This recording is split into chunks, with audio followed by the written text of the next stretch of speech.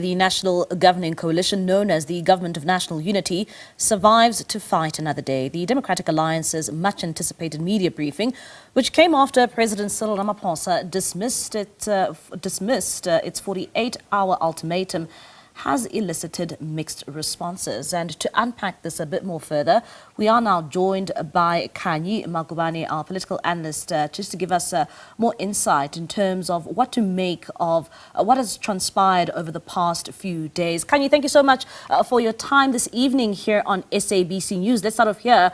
What do you make of, this ultimatum that was issued to President Cyril Ramaphosa, and now seeing this response coming out from the DA saying that, well, they will now not vote for implicated ministers when it comes to the budgets being passed in Parliament?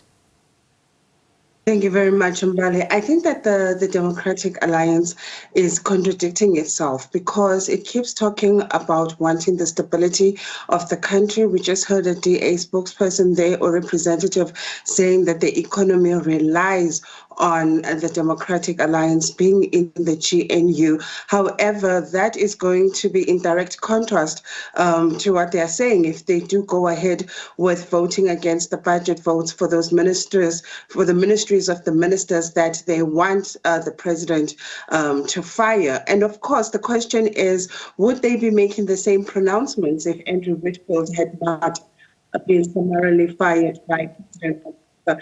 And secondly, let's look at the mandate. The presidency came out, Kumbutso Nchabeni, when she was announcing this, she came out and said that the president was doing this according to a specific act and a piece of legislation that gives the president the power to do so. So it would seem that the president was acting within its powers to do so. So within what powers is the Democratic Alliance putting out ultimatums to the president and putting out these do as we say or else type of ultimatums? And to a certain extent, I think they are overreaching their impact within the GNU. Mahlengi Beng, with the ANC spokesperson, said yesterday in the media briefing that she wants to be clear, the ANC is not in a coalition with the DA, and it can engage other parties if it wants to replace the Democratic Alliance.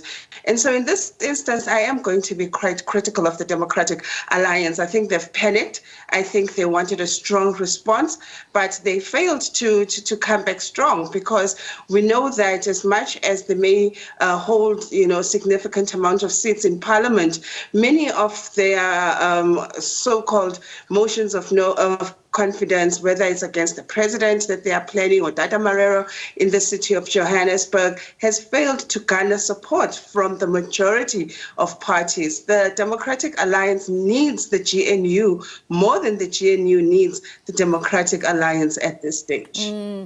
And where does this leave the stability of the Government of National Unity? I mean, also listening to Fikile Mbalula there a bit earlier on in the day, talking about that the ANC will be holding its NWC meeting tomorrow. And it seems as if, the issue around the Government of National Unity will be top of the agenda. Do they collapse this Government of National Unity? Do they ask the Democratic Alliance to leave? Or do they remain and ask the Democratic Alliance to stay in the GNU if they've also indicated that they will not form part of that upcoming national dialogue?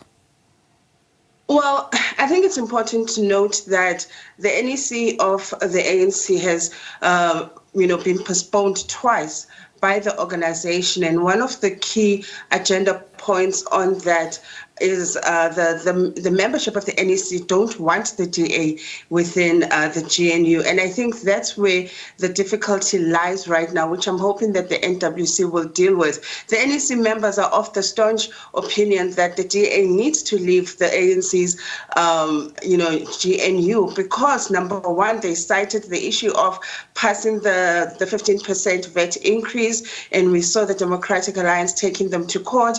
and they are saying that they are disruptive. So the ANC itself needs to convince its own senior members that it's still worth keeping the DA in the GNU. And tomorrow when the National Working Committee meets, I know that this is going to be top of the agenda, as well as the issue of dual membership, between ANC, SACP and other members.